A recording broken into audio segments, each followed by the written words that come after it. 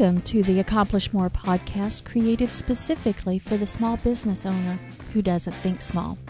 I'm your host, Gayla Scrivener. This show is where you'll learn practical ideas, hints, tips, and tricks to help you grow your small business where you can leverage your time and to accomplish more. Hello, and welcome to episode number 25 of the Accomplish More podcast. I'm honored that you're here and with me today. A quick reminder, Accomplish More Academy will be launching soon.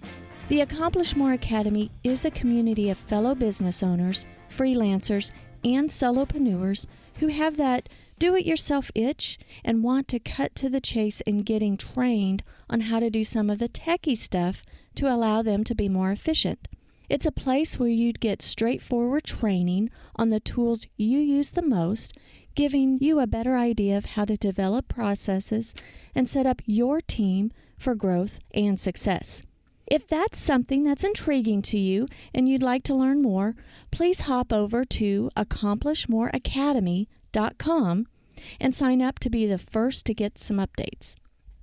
One thing that we've talked about in past episodes is the importance of planning and systems. Back in episode 15 with my conversation with David Sims, we talked about how many people don't do enough planning so that they can achieve their goals. He mentioned that statistics show that people spend more time planning their vacation than they do planning the growth of their business. I've discussed how consistency and systems help you become efficient and more effective in your time management. Consistent systems are very important as a foundation, but with routine sometimes comes complacency, and you may be blinded to seeing how new opportunities are right there for growth. Sometimes you have to shake things up and pop out of the normal routine to renew your motivation, be inspired, and quite frankly, get some rest. That's why going to a retreat or a seminar is great. You get the opportunity to network and to learn from others. Even if it's taking an online class and devoting a part of your day to retreat from your normal routine will recharge and reframe your thoughts. And honestly, taking a vacation and getting away from work entirely is definitely important. I feel like I'm pretty good at planning, but there's always room for improvement. I also know that systems are extremely important, but I find myself lost in routine and then frustrated that I'm not breaking through to the next level or next step in my business. I've been thinking about David's lessons about planning and how my husband Robert and I are growing our business. I'm proud of what we've achieved so far, but as you know, it's hard getting a business up and going. It takes a lot out of you, and we must reflect back to our why to help keep us going and stay motivated. For Robert and I, we started our business because it was important for us to earn a living which wasn't geographically dependent. We wanted a business where we could be anywhere in the world and not feel like we were starting over. We can serve our clients and lead our team no matter where our front door happened to be. Our why is to create a work from anywhere lifestyle. Being able to travel and work from anywhere for many people seems like an unobtainable goal. For many, the freedom of traveling for weeks and months at a time has to wait until retirement comes. For Robert and I, we didn't want to wait until retirement age to travel for weeks and months at a time. In 2011, we began the steps to achieve our work from anywhere lifestyle. Back in 2011, Robert and I were living in Florida. My daughter was graduating from high school and going to move back to our home state of Missouri to go to college. Robert is a musician and at the time was playing 4 to 5 nights a week around the St. Pete, Clearwater area. My job that led us away from Missouri and to Florida was coming to an end because the company I was working for was dissolving. I could have looked for another job, but Robert and I had that travel itch. We thought it would be cool to be able to not just live for a 2-week vacation every year, but instead have the opportunity to change the scenery of our front porch and be able to work from anywhere.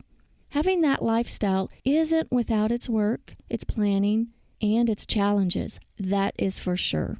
Actually, growing a business that allows us to have any type of lifestyle isn't without its work, its planning, or its challenges, right? But what keeps us motivated is our why, and we are about to hop in our Jeep for another travel adventure. It's been a flurry of planning around my household lately as Robert and I are getting ready to kick off our first 6-week overlanding trip for the year. If you've never heard of overlanding, the definition according to Wikipedia is the self-reliant overland travel to remote destinations where the journey is the principal goal. Many people still scratch their heads when I tell them that, so here's the gist of it. Robert and I live out of our Jeep as we travel across the country and avoid as many interstates as possible. Our sleeping arrangements consist of a rooftop tent. Everything we need is contained in the Jeep, from a fridge for our food, tools if we need to do a roadside repair, our clothes, our cameras, and of course, our traveling office. There is off-roading involved, and we try to seek out some very remote places, as well as we like to visit some state and national parks that we've never gone to before. We aren't as extreme as others, that is, not yet. We take these overlanding trips as workations, not vacations. We weave into our schedule work time and adventure time, but that's not without its planning. To make these trips successful and relatively stress-free, we plan. With each trip, we learn new things and build on our planning skills. In today's episode, I thought it would be fun to give you a peek behind the scenes of how Robert and I prepare for our work from anywhere lifestyle and how we use these trips to challenge ourselves by getting better at our planning and how shaking things up in our routine improves our processes and systems in our business. First, let me describe our traveling home office setup. We have a 1998 Jeep Wrangler with a CVT rooftop tent. We like to call our rooftop tent our penthouse suite. If you have no idea what I'm talking about when I say rooftop tent, it is literally a tent that is securely attached to the vehicle's roof rack and unfolds out, and you climb up a ladder and get up there and you sleep in the tent on your roof.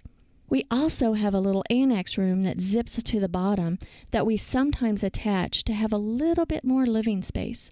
If we are staying at a place for only one night, we usually don't even worry about that annex room. If you still have trouble picturing what I'm talking about, on our travel Facebook page, Been There Doing That, there's a short video that's our cover image showing how we're unfolding our tent. Robert has equipped us to live off-grid if we need to. We have a refrigerator that is powered by 12-volt or regular 110 volts. Most of the time, it's running off 12-volt when we're traveling. When we choose to stay at a campground that offers electricity, we will plug it into 110 shore power. We have 2 extra batteries that sit behind our seats to power the fridge and our mobile office.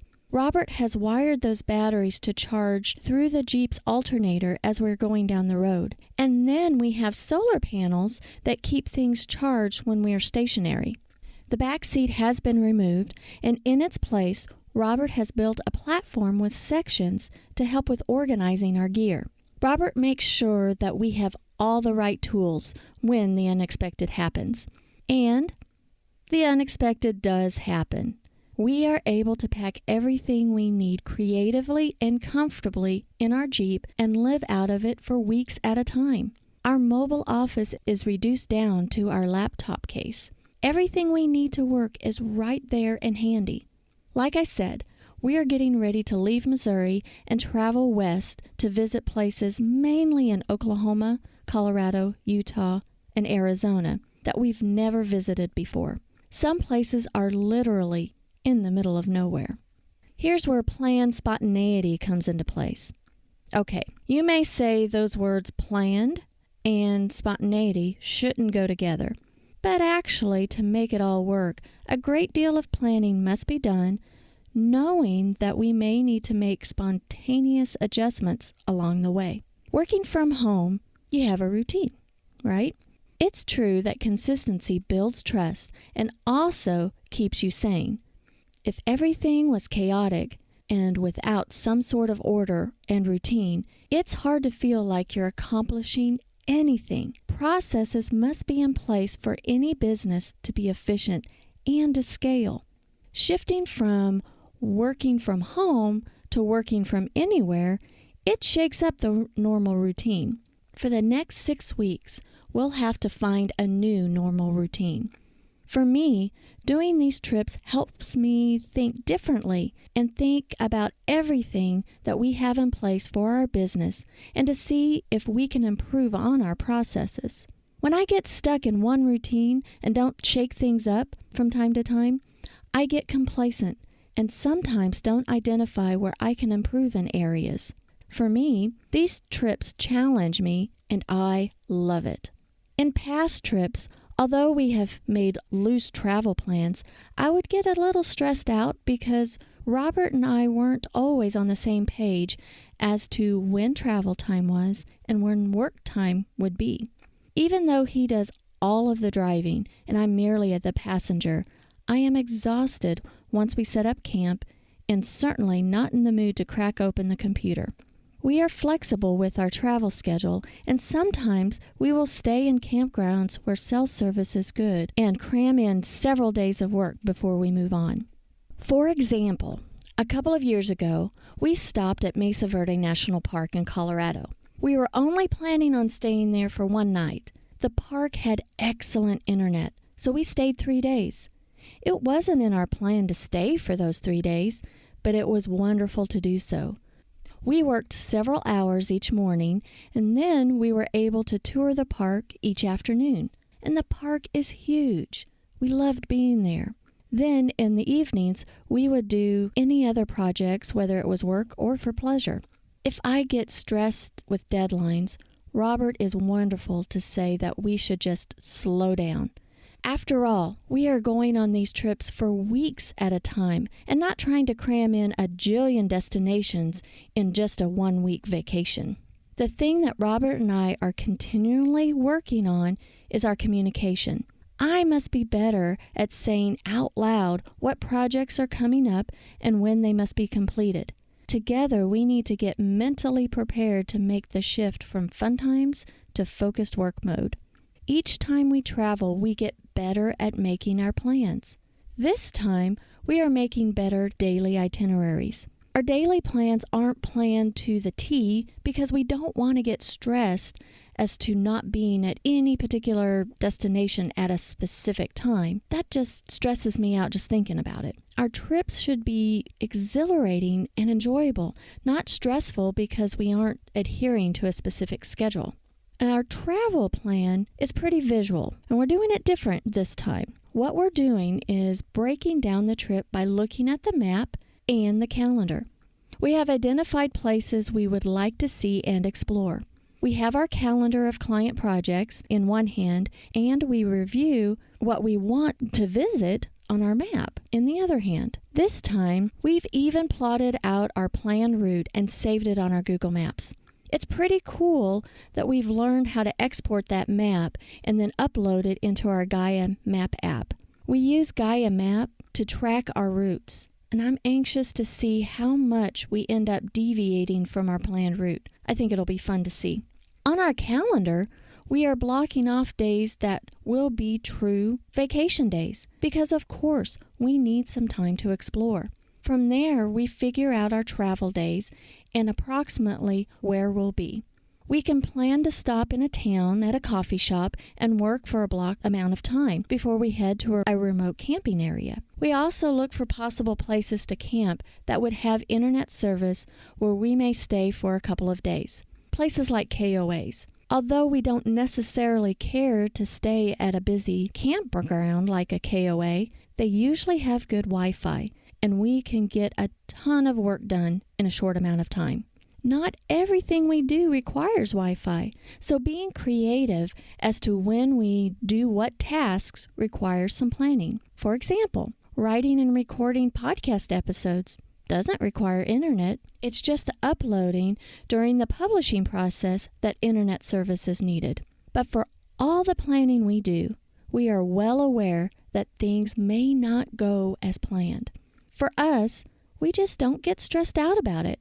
When we have our planned outline, we know what needs to be done and where we need to go. Making adjustments just becomes fun. It's a fun challenge for us. There are times when we go to a campground expecting that surely our cell service hotspot will work. But nope. There are times we drive all around to practically every single camp spot to see if there's any signal. And one time, about a year or two ago, I really needed to get something uploaded, and we had absolutely no luck at our campsite. Before we set up camp, we ended up driving several miles to the nearest town and hung out in the local steakhouse. Now, having a steak dinner that afternoon while I was busy sucking up as much internet as possible wasn't a bad deal at all. The internet service is a challenge all by itself. You not only have to consider service coverage for the hotspot, but also data limits. Even though we do have an unlimited service plan, after so many gigabytes, they do slow down the service. We are constantly looking at how much data we use so that we can manage and plan. I typically turn off some services, like maybe my Dropbox syncing, when I'm using my hotspot, just to save on some data.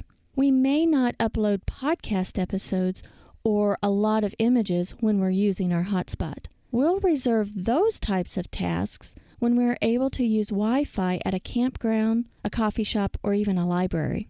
I loved it when we visited Mammoth Cave National Park a while back, and we loaded up our laptops into our backpack and took a short hike from our camping spot to the main building where we could sit at the park bench and just use their internet. You know, it's funny the perspective that some people have as we take our workations. We've been at campgrounds, sitting at our picnic table with our laptops cracked open and intently working, and people commenting, "Oh, how sad, you have to work on your vacation." We don't think that way at all. We think how cool it is to be able to change our office space, and when we clock in for our work time, we can explore places we've never seen when we're clocked out. I love our visitors that come by our camping spots. You know, the little squirrels, the deer, the chipmunks, the raccoons, the birds. I even like that snake that slithered by and startled me as I was on a client call. I just love the entire experience. Our problem-solving skills are certainly amplified when we travel. It's not just that we must problem-solve details of the travel. Things like, what do we do if, in our plan, we picked a remote campsite without electricity because we were going to run off solar for a few days? Then it rains. The sun is nowhere to be found. Conserving our battery power becomes a priority. We look at how our fridge is pulling power and how we need to determine how much power is needed to charge our laptops so that we can work. For us, it isn't stressful. It is a fun challenge. At home, when I'm working, I always have my laptop plugged in. This way, I basically can work forever because I'm not tapping into the battery power. When we travel, we won't be staying plugged in constantly while we work. Robert describes it like trying to fill a bucket full of water with a big hole in it. It will never get full. It's better to work on our laptop's battery power until it runs low, then shut things down, take a break, and plug it in to charge. What this does is forces us to concentrate for the time we have battery power. We focus. We only have so long to work before the battery runs down. I am motivated to concentrate and get the task done. Then, as I receive the notifications that the battery is going low, I prepare to shut things down and I take a break. During my break, I can either do some writing the old-fashioned way using a pen and notebook, or go for a hike or whatever. It gives me a change of pace. At home, I tend to get into a routine of working for several hours straight and don't force myself to take a break. That's bad, I know. I'm much more productive when I don't do that, but I get into my workaholic mode and just push through. These trips help me shake things up and get into new habits. My laptop doesn't take too long to charge up when it's shut down. It's a good amount of time to regroup and move on to the next project. It's pretty much like the Pomodoro technique. If you haven't heard of it before, it's a time management system that Francisco Sorello developed in the late 1980s. His technique uses a timer to break down work intervals and is separated by short breaks. Now, I tend to use my schedule as my timer, but I tend to have a challenge in giving myself short breaks. I keep working on, even though I know I'm more productive when I give myself time to recoup and regroup. My laptop battery has a definitive amount of time that I can work before it just shuts down. So it's perfect for me to jumpstart using the modified Pomodoro technique for my time management. So I'm going to take this time on my trip to get into this new habit for getting into the groove of time management and focused time. We also have the availability of charging our devices using our inverter while we're driving down the road. So if on travel days, I get up really early and work, because I like working first thing in the morning because that's when my brain works the best. Not so much in the evening, but in the morning, that's where I shine. So like I said, I'll work first thing in the morning and run my laptop battery down. Then Robert and I will eat and pack up camp. Then while we're driving down the road, our devices are charging up using the alternator of the vehicle, and it's going to be ready for the next stop. We still have business calls while we're on the road. So if I have a scheduled call, we look at the map and the timing of where we'll be at. As it gets close to the time we are, to the call and we're driving, I'm constantly looking at my cell phone to see my signal strength. If it's a good spot and we're driving, we'll just pull over and I'll wait for the call. I'll do my scheduled call and Robert has the opportunity to take a driving break. It's funny. I recall a time where we camped at Mesa Verde and the only place my cell phone would work was on speakerphone laying on the bed of our tent. If I tried to move it, the signal was lost. I think Robert has a picture of me with my bottom half showing below the rooftop tent as I was about halfway up on the ladder and leaning onto the bed, talking on the phone as it was on speaker because I wasn't daring to move it. And then one of my favorite calls was sitting at our campsite next to the beautiful Gooseneck State Park in Utah. It had surprisingly decent service. Now, we may stop at a rest area and I do some concentrated work while he takes a break from driving, but Robert does 100% of the driving. And I tease him that it must be my driving, or he teases me about my driving. Or maybe that teasing has some truth to it. Oh well, not sure, but I don't mind being the passenger, that's for sure. Robert has encouraged me to work as we're going down the road. And sometimes I can do that, but I'm prone to getting car sick. Over the years, I have been able to do some things while traveling down the road.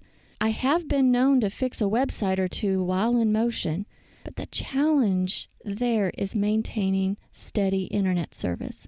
Also, I'm good for the most part with long, straight roads. Once there are curves and hills, there is just no way. We both are miserable. Robert doesn't get sick, but me being nauseous isn't a good time for either him or I. We rarely travel interstates, so the chances of us being on a curvy, hilly road is quite probable. Actually, we seek out those kinds of roads. So instead of working on the computer, we use that time to get our creative juices flowing. We do a lot of brainstorming about a lot of things for both our business and what we want to do in our personal lives. I may write down ideas or do some quick research on my phone about things we're talking about. We get things done. Being out of our normal environment and routine makes it possible to think differently and be creative. Also, being on the road helps me to delegate better. I have a wonderful team who is more than happy and willing to take on practically any task I throw their way. I'm not unlike most entrepreneurs who sometimes has a difficult time delegating because I've got this warped sense that I'm some sort of superhero and can get everything done myself. On these workations, I find myself asking for help more and seeing how the skills of my team really shine. Each one steps up to the plate, and I'm able to see their talents that I might not have seen before. I learn to let some things go and know I can trust my team to follow through. We create new processes that carry over when I get back home. We've had some what most would call mishaps along the way, like when the lug nut broke on the Jeep's tire, and when Robert was replacing it, the others began to break too. We were making our repairs in a Walmart parking lot, and that day our hike consisted of cutting through a neighborhood to get to an auto parts store. After our in-town hike, he commenced to replacing all the lug nuts. I took the opportunity to do a few things on the computer since I wasn't much help to him. The whole experience didn't stress us out at all. We didn't plan for the repair to take so long, but that was perfectly okay. We were tired from the experience, so we ended up finding a wonderful campground nearby. It happened to be one that we were pleasantly surprised of how nice it was. We would have blazed right past it and may have never discovered it if things went as originally planned. We made the most of our time when the unexpected happens. It's all an experience, and we love it. Our planning, organizing, and communication skills are put to the test, that's for sure. What I love is that we shake up our new normal routine and challenge ourselves to break into the next level of our business so that we can achieve both our professional and our personal goals. Oh my goodness. I could talk all day about our travel adventures that Robert and I have had so far, but I better not. For that type of behind-the-scenes fun and quirkiness, our travel website is beenthere.doingthat.com. And we're on all the usual social platforms under that name. Don't confuse it with Been There, Done That. We are still doing, so we named it Been There, Doing That. I'd love to hear from you. I'd love for you to tell me your why in starting and growing your business. We all have a different why. What are you doing to shake things up in your routine to enable you to recharge and infuse new ideas or processes into your business? I'd love for you to email me at podcast@scrivenersolutions.com. That's podcast at SCRIVENER solutions.com. You can get all the links on the show notes of some of the destinations that we've gone and our travel website and anything like that by going to scrivenersolutions.com/25. Thanks again for tuning in. I'd be honored if you'd subscribe and leave a comment. And until next time, have a fantastic week.